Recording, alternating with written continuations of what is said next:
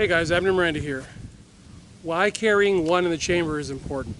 Recently this subject matter was brought to my attention and I was asked to do a video on it, and honestly to me it's a no-brainer, but like most things I have to remind myself that to me they're a no-brainer because I spend a lot of time in this environment training and seeing the reality of not doing certain things.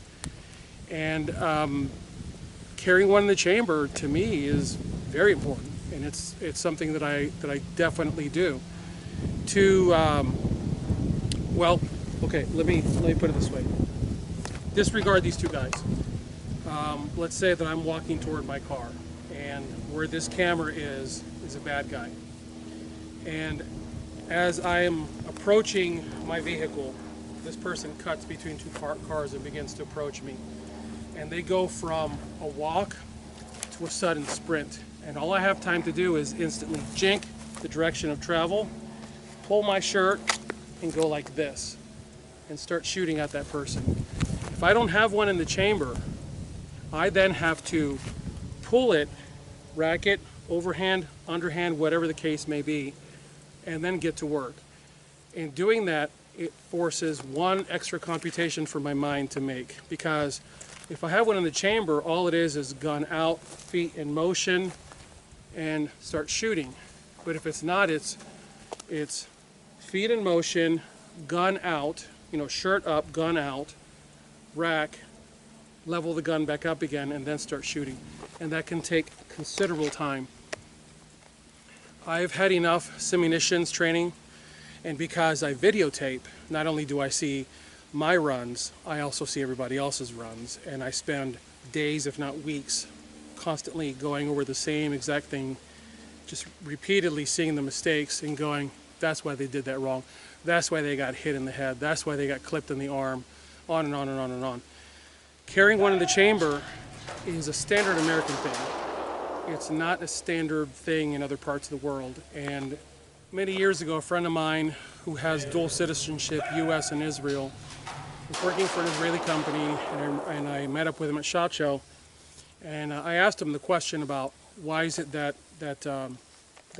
the Israeli style is, I'm going to see if I get this right, because it's a very stylized way of doing it. It's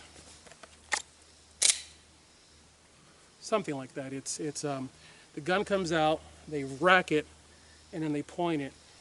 And I asked him what that was about, and he says, let's go out in the main corridor. Left the booth, and those of you that have been to SHOT Show know what I'm talking about. It's that main corridor. It's really wide, and you've got several thousand people coming and going all day long. So lots of conversations, very loud. And I go, why are we out here? He says, because I don't want them to hear me say this in the booth. I said, oh, okay. He goes, honestly, Abner, everyone thinks that it's some kind of an awesome Israeli Defense Forces move, but in reality, he said, in a society where service is compulsory, not everyone should be carrying a firearm. And as soon as he said that, I went, oh. He goes, remember that in Israel, you're required, I forget what the years of service are, but you're required to serve. And he goes, and we find that not everybody that gets into the military should be in the military and should have a firearm in their hand. Therefore, the requirement is that there is not one in the chamber. The Tier 1 units all run around with one in the chamber. Not mocking anybody in the IDF, so please, folks in Israel, because I know that my channel is viewed in Israel, I'm not mocking you. I'm simply saying that not everybody should have a firearm. Guys, if we had compulsory service here in the US, I guarantee you we would adopt the same exact thing, okay? So, what I say to you is, carrying one in the chamber is not only a good idea, it really should be your law. It should be a strict requirement for you. And honestly, all you have to do is go to, Live Leak or WikiLeaks or whatever, the video thing, and you can watch video after video after video of people who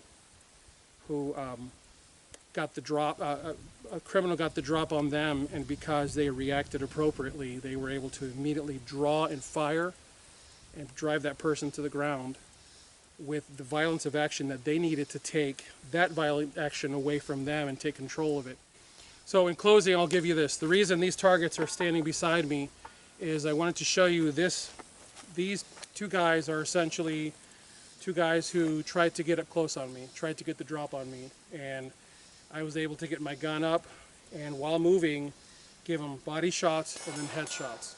I would not have been able to do this had I had to rack one in the chamber. I've tried it before, and honestly guys, I'm not even going to waste the footwork to demonstrate for the camera the tactical abortion that becomes this when you don't have one in the chamber. It's bad, it's ugly, it causes hiccuping, it causes just, it's bad.